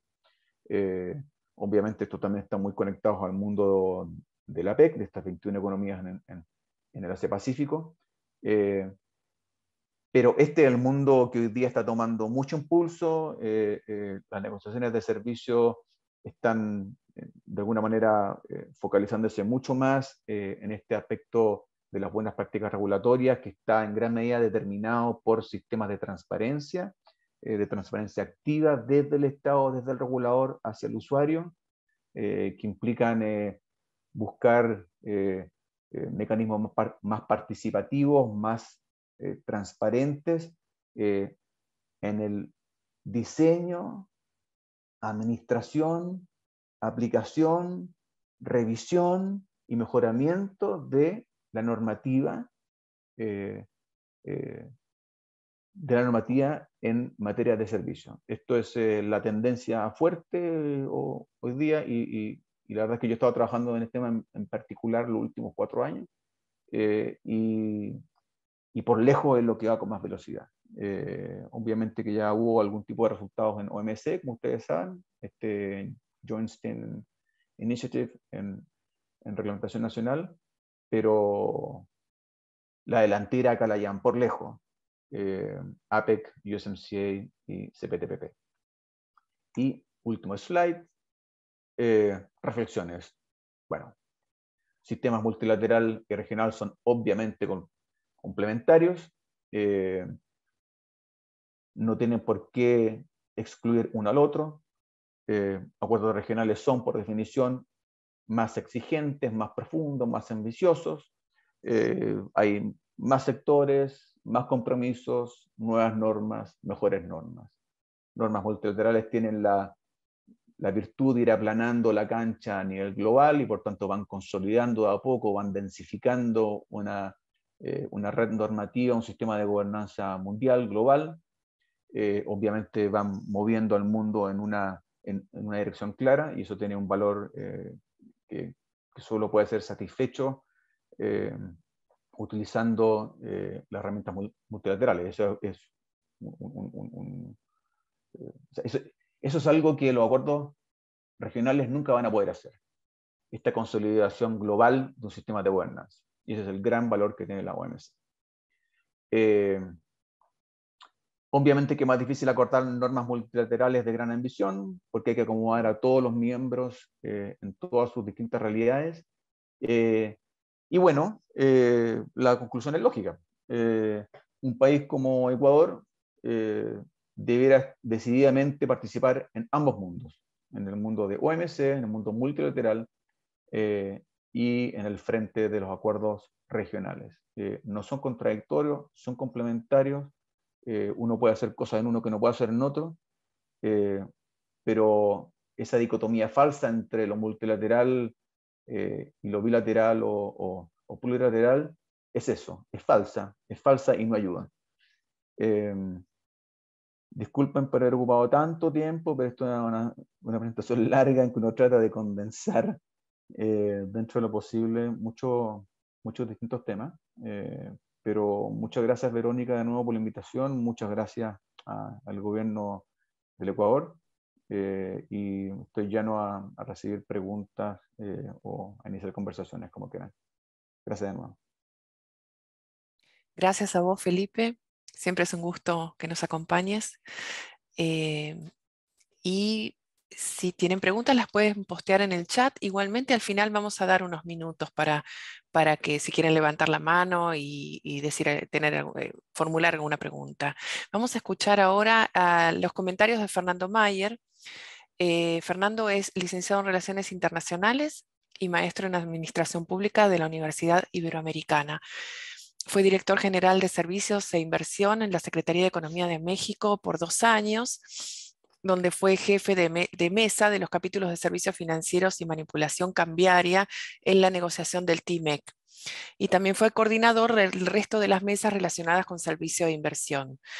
Encabezó también las mesas de negociación relacionadas con servicios de inversión en la modernización del pilar comercial entre México y la Unión Europea. Anteriormente, como director comercial de Comercio Internacional de Servicio de Inversión, estuvo en las negociaciones del Tratado de Asociación Transpacífico a cargo de las mesas de comercio electrónico y entrada temporal de personas de negocios y medidas disconformes. También en el marco de la OMC estuvo a cargo de las 14 mesas de negociación del acuerdo TISA y encabezó las negociaciones, además de los acuerdos para la promoción y protección recíproca de las inversiones de México con Ucrania, Hong Kong, perdón, pero se me fue la pantalla, la perdí, con Ucrania, Hong Kong, Filipinas e Irán. Hoy Fernando es director de Asuntos Económicos y Comercio Exterior en la Confederación Nacional de Organizaciones Ganaderas de México. Muchas gracias por aceptar nuestra invitación, Fernando, y adelante. Muchas gracias, Verónica. Un saludo a todos. Un gusto escuchar al buen amigo Felipe, con el cual estuvimos varias veces negociando en diferentes acuerdos. La mayoría, la verdad, nos tocó en esta parte que platica Felipe, en la parte multilateral de TISA en Ginebra, que si bien ahí pongo en mi semblanza parte de la OMC, pues no era parte de la OMC. TISA está mal. TISA fue un esfuerzo que se hizo paralelo a la OMC, nos prestaron sus instalaciones, a veces no con tanto gusto, la gente de la OMC, pero fue un esfuerzo multilateral adicional a la OMC, únicamente para la parte de servicios, muy interesante. Desafortunadamente Ecuador no nos acompañó en esta negociación, pero algunos otros países de América Latina sí. En su momento estuvo Paraguay, estaba Chile, Perú, Colombia, entonces Brasil. Entonces era muy interesante toda esta, Brasil no estaba, perdón, era muy interesante esta negociación. Y bueno, ahí estuvimos con Felipe.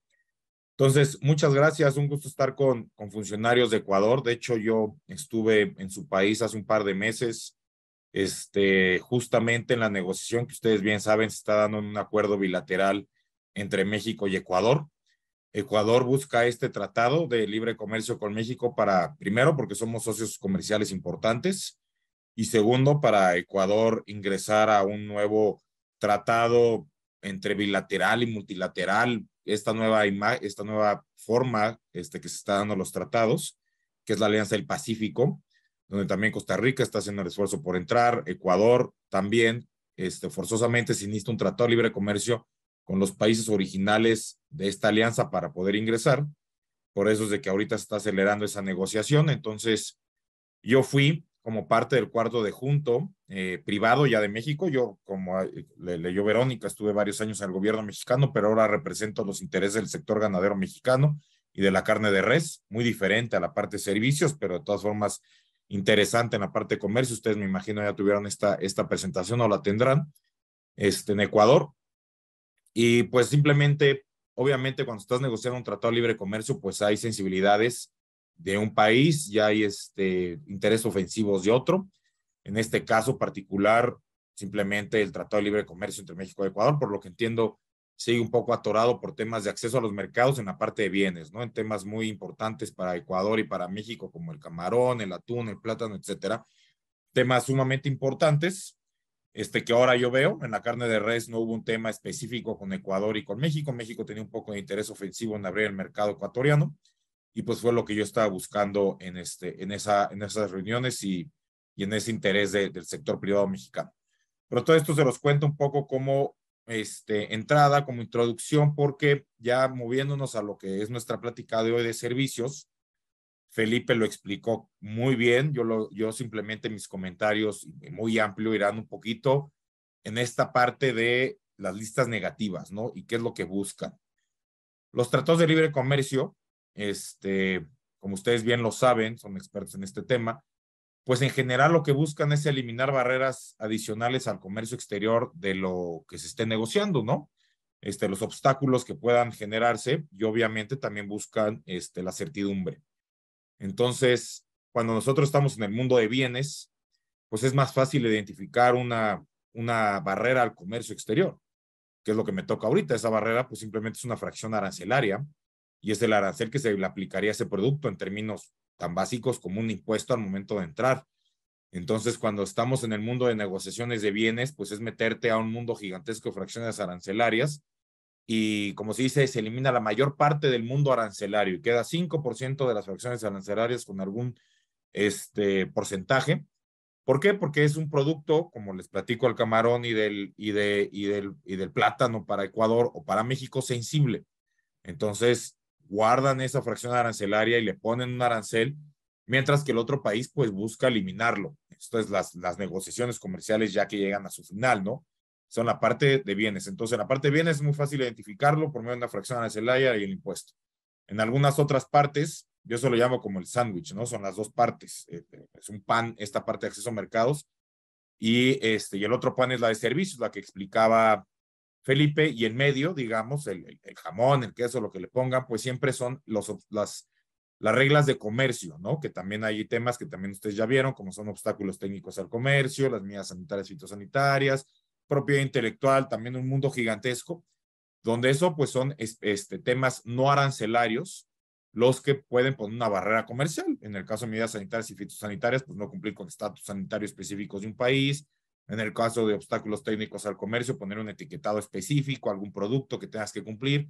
Entonces, pues eso son barreras, o sea, que tu producto tenga que tener una etiqueta específica porque México lo pide, pues va a ser un problema para quien va a llevar ese producto a México y lo tiene que cumplir y es una barrera no arancelaria.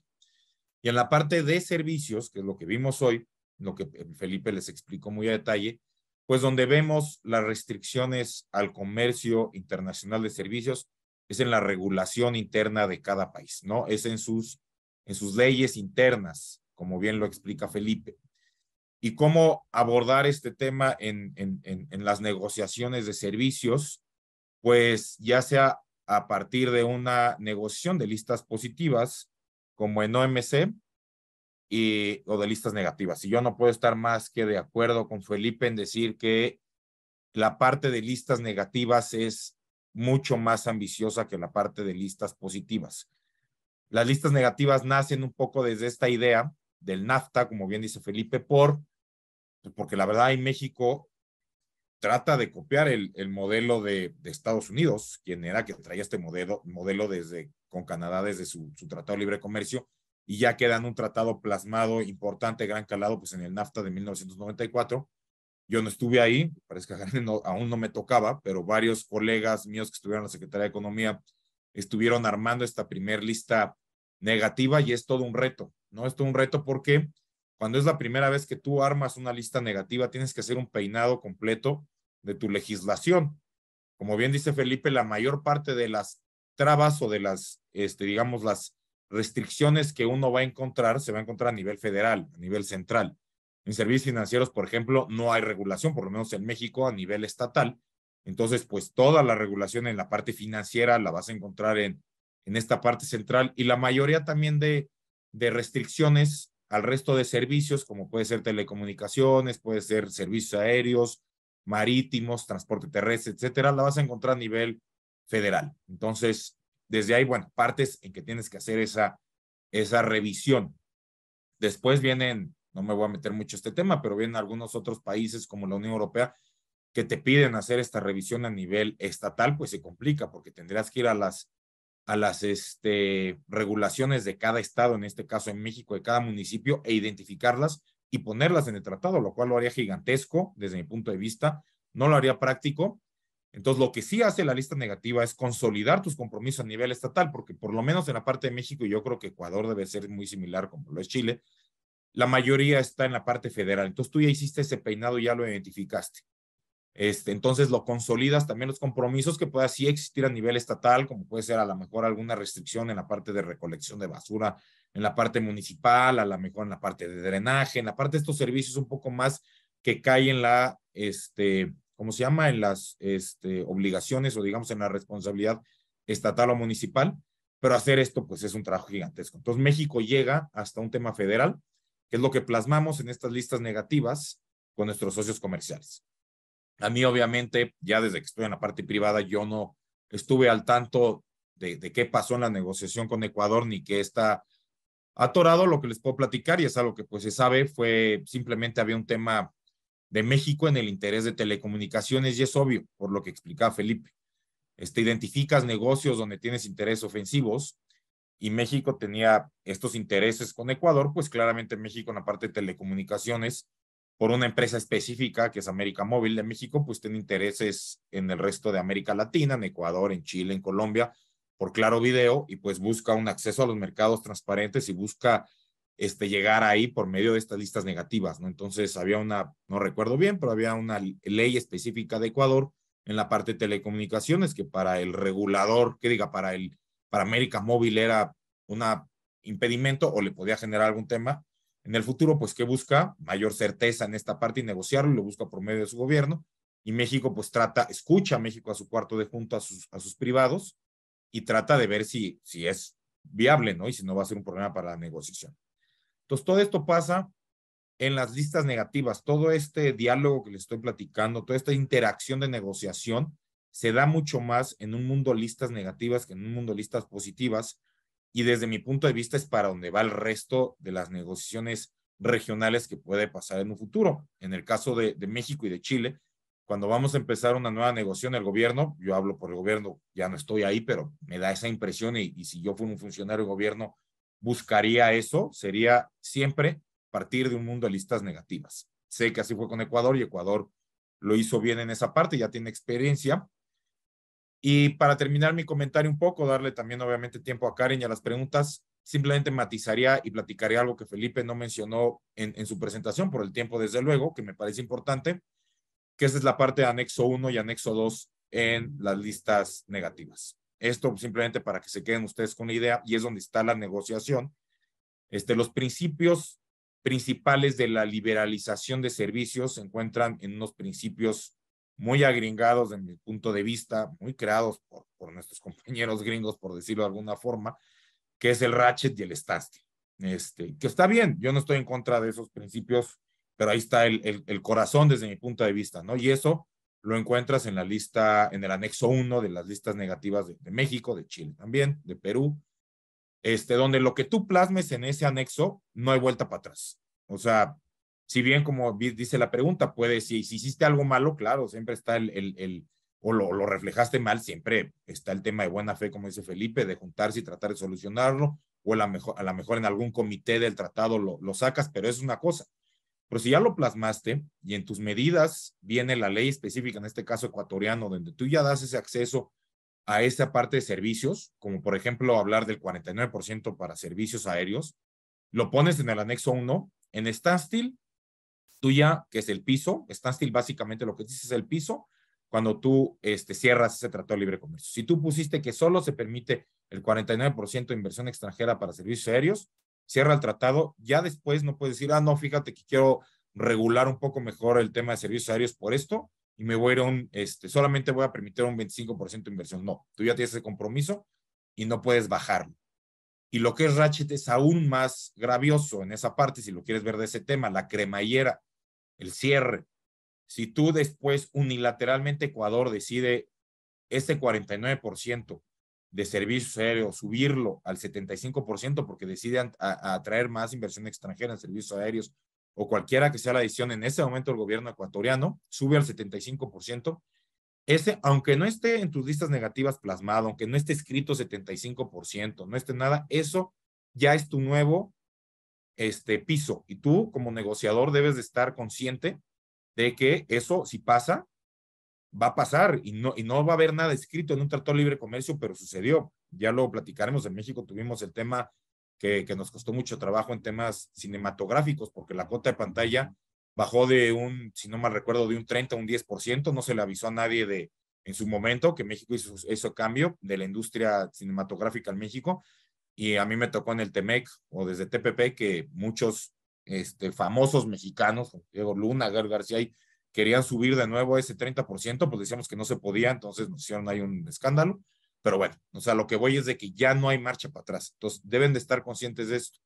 Y ya para terminar, si ustedes no quieren poner un sector específico y es sensible, como pasa en los bienes, en camarón, en este caso con Ecuador, en atún o en plátano, existe el anexo 2, que es el famoso espacio regulatorio o policy space, para poner ahí las medidas que tú quieres que no tengan un compromiso. ¿Por qué? Porque en el anexo 2 no hay ratchet y no hay standstill. Es un espacio de regulatorio político. México en el 94, y fue el cambio más importante en México, puso ahí todo el sector energético, todos los servicios relacionados con el tema de energía, y en el TPP lo abrió. Cambió muchas reservas que tenían en el anexo 2 al anexo 1, y nuestra actual administración de López Obrador, como ustedes saben, quieren cambiar eso. ¿Y qué pasa? Ahorita estamos en un panel de solución de diferencias, o por entrar a un panel de solución de diferencias con Estados Unidos. Tiene consecuencias esto. Tiene consecuencias, y es bien importante la visión que tiene un gobierno específico, la visión que puede tener otros gobiernos. Esto va a largo plazo. Esto no es de que ahorita el gobierno de México era neoliberal, si lo quieren ver así, en el 94 y en el 2018 también, y ahora tiene otra visión y quiere cambiar tu reforma energética. Pues no se puede. Se puede, como dice Felipe, tienes tu derecho a regular siempre.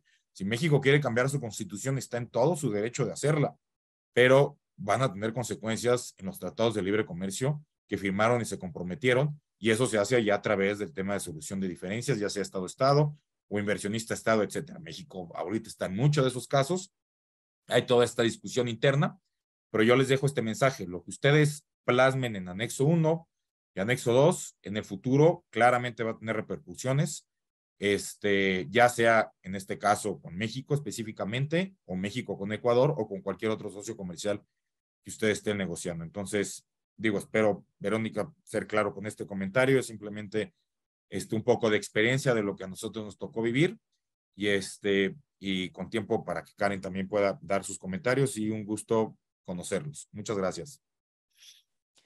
Muchas gracias a ti, Fernando. Gracias. Y también, bueno, los alentamos a postear cualquier pregunta que puedan tener para los expositores.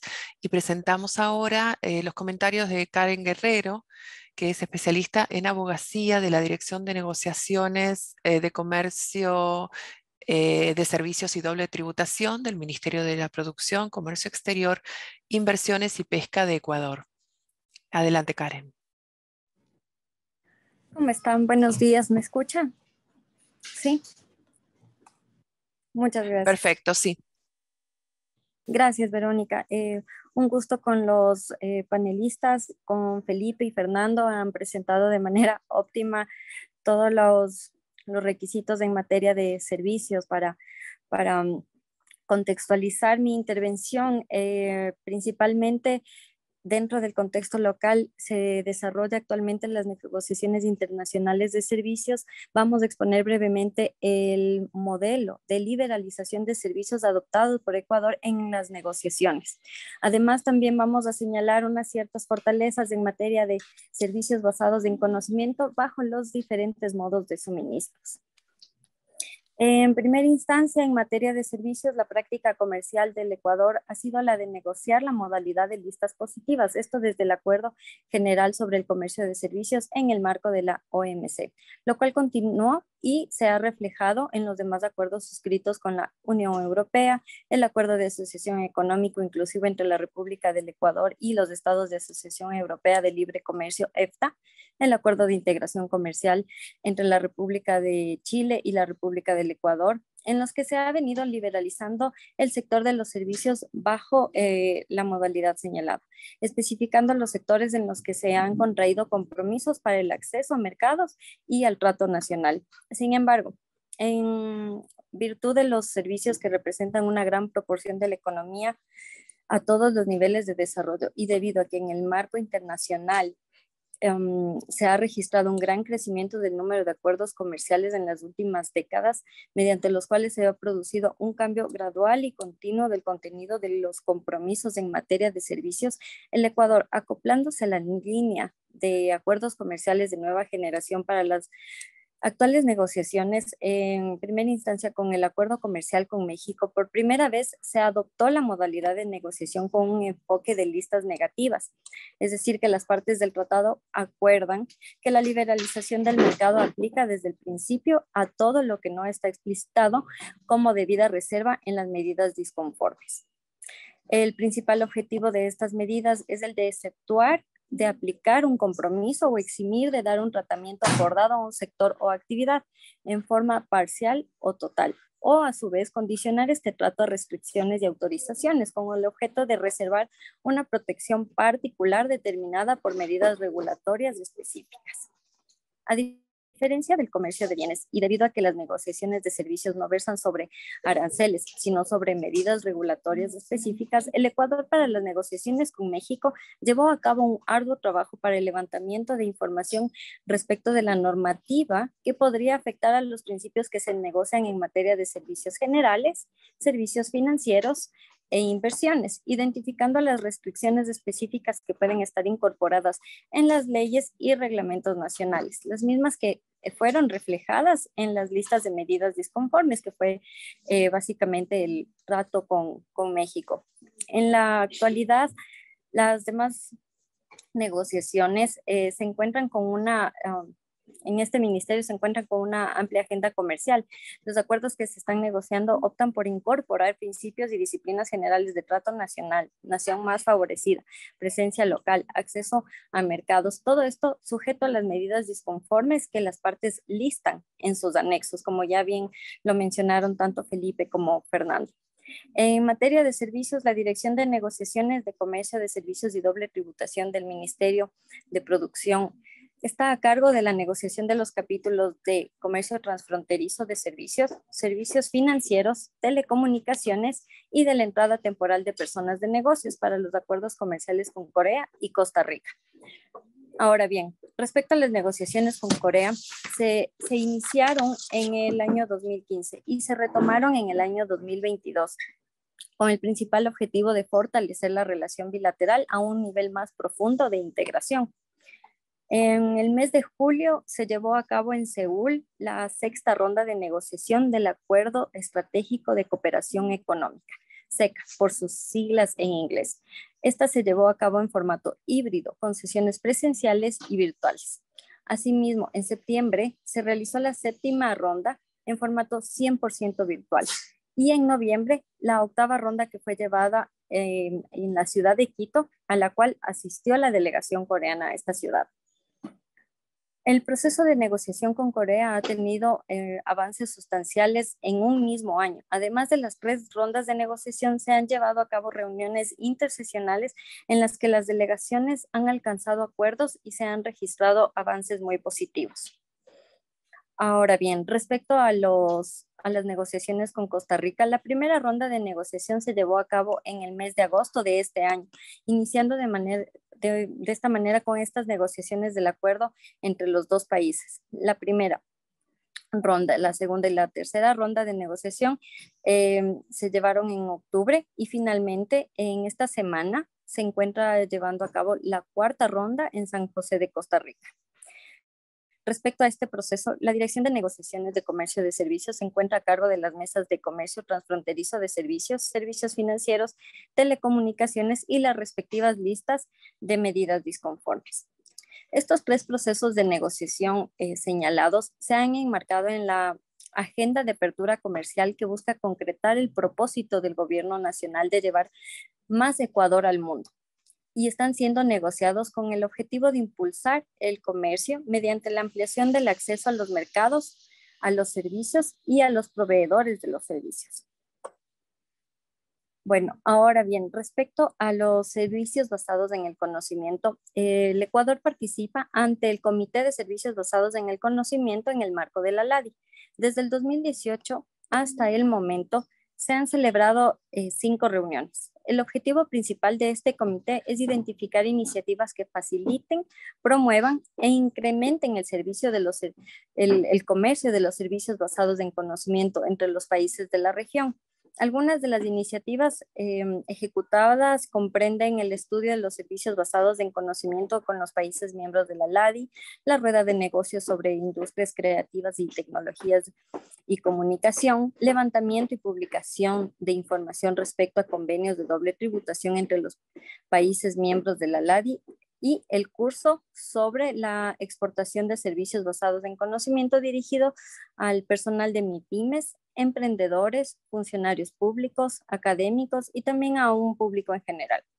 Por otro lado, una de las iniciativas más importantes es la identificación y recopilación de los aspectos regulatorios con un enfoque en los modos de suministro 1 y 4, respecto a los diferentes sectores de servicios basados en el conocimiento con potencial de exportación, tales como audiovisuales, fintech, telemedicina, software, servicios de computación, agritech, educación, servicios culturales, turísticos, servicios de arquitectura y de ingeniería. Para esto se inició con un plan piloto solamente con los sectores fintech y sectores audiovisuales para los modos 1 y 4. En este sentido, se realizó un levantamiento y análisis de información en coordinación con las autoridades competentes, como es la Junta de Política y Regulación Financiera y el Ministerio de Cultura, a fin de que nos proporcionen la información necesaria a ser trasladada a la Secretaría General de ALADI, que será la encargada de procesar la información y a su vez difundirla.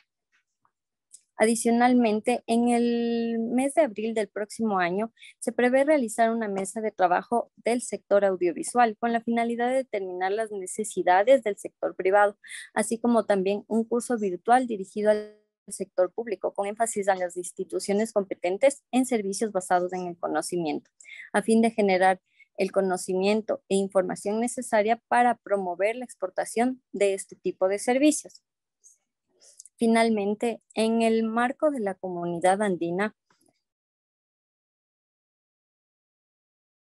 Sí, en lo que llega Karen rápidamente, Verónica, de lo que comentaba, yo no sabía, por ejemplo, que Ecuador es la primera ocasión con México que está negociando esta parte de listas negativas. Entonces, pues más aún es muy importante para los negociadores de esta clase de temas. Un consejo simplemente es que tengan muy claro sus intereses, sus sensibilidades en la parte de servicios que quieren proteger en sus negociaciones, porque pues donde se da la mayor parte de negociaciones es justamente si tú te excedes y pones una reserva en anexo 2 muy amplia, pues te va a cuestionar el país con el que estás negociando. Entonces, muy importante que realmente tu lista de anexo 2 esté bien justificada, bien platicada, bien diseñada para que puedas al momento de estar negociando justificarla, ¿no?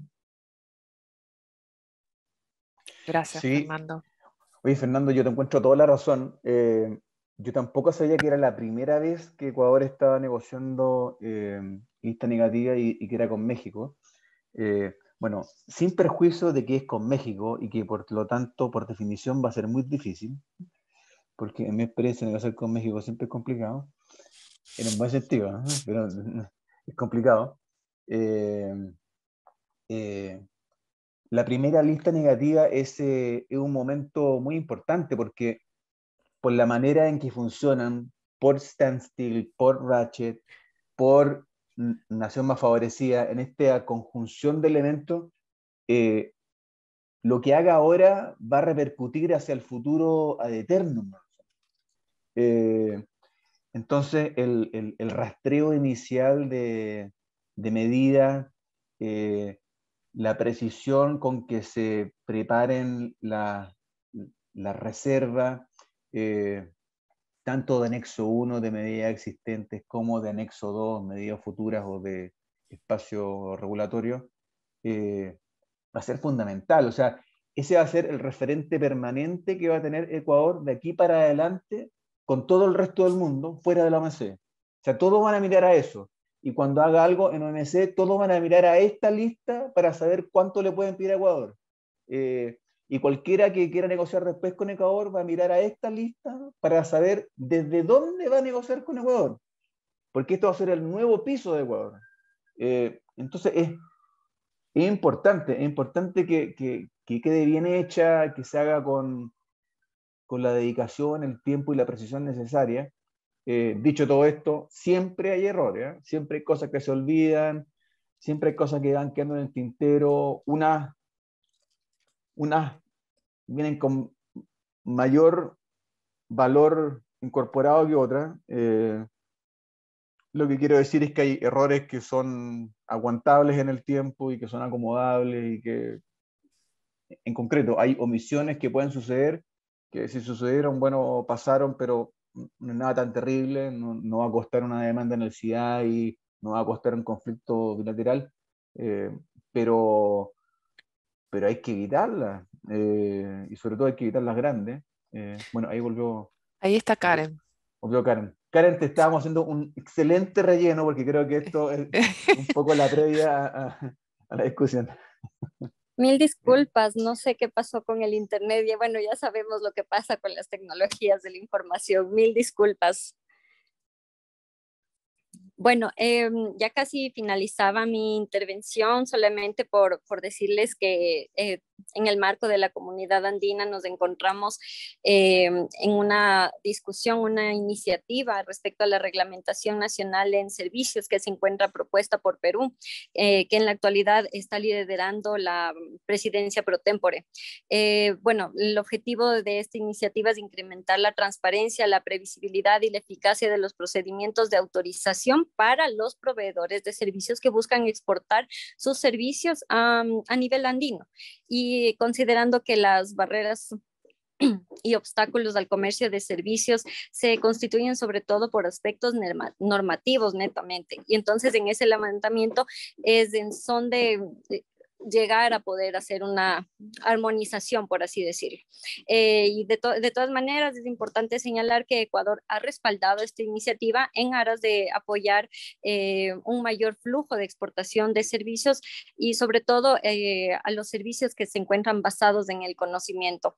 Es todo en cuanto puedo indicar respecto de las actuales negociaciones que nos encontramos en la actualidad como país liderando y sobre todo esta cartera de Estado, así como también los aspectos positivos en los cuales hemos participado respecto de los servicios basados en conocimiento. Les agradezco mucho y mil disculpas por esta interrupción que he tenido. Muchas gracias, Verónica, Fernando y Felipe. Muchas gracias, Karen, por tu participación. Estamos un poco justos de tiempo, estamos ya sobre la hora. Si tienen alguna pregunta, lo que podemos hacer es que me la hagan llegar y con gusto yo se la transmito a los oradores. Y bueno, les agradecemos a todos su presencia y los esperamos para la última sesión del curso, el miércoles 14, a la misma hora. Vamos a tener una sesión sobre una visión de los cambios y desafíos que implicaría una agenda regional de exportación de servicios basados en conocimiento. Y vamos a tener el cierre del curso. Así que bueno, ustedes habrán recibido, les estamos mandando a medida que los obtenemos los videos de las sesiones, las presentaciones de los oradores, así que próximamente van a recibir los videos que faltan. Dicho esto, muchas gracias, que tengan una buena jornada y nos vemos la semana que viene.